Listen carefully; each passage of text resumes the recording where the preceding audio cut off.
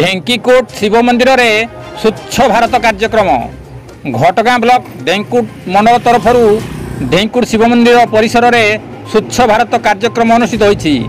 एथिरे सांसद प्रतिनिधि अक्षय कुमार पात्र, वरिष्ठ बीजेपी नेता राधाकांत बेहेरा, अजय कुमार पंडा, सौम्य प्रकाश मंडल, सनातन नायक, गतिकृष्ण रड़ई, जितेन्द्र पोलई, त्रिनाथ महाराणा, टिलू राउत, इंद्रमणि महांत, कालिया बेहेरा, अद्वैत शतपथी, अक्षय महापात्र, अशेष साहू समेत अन्य बीजेपी कार्यकर्ता यह स्वच्छ भारत कार्यक्रम में सामिल थे। गोविंद राउत का रिपोर्ट, केडी न्यूज ओडिया।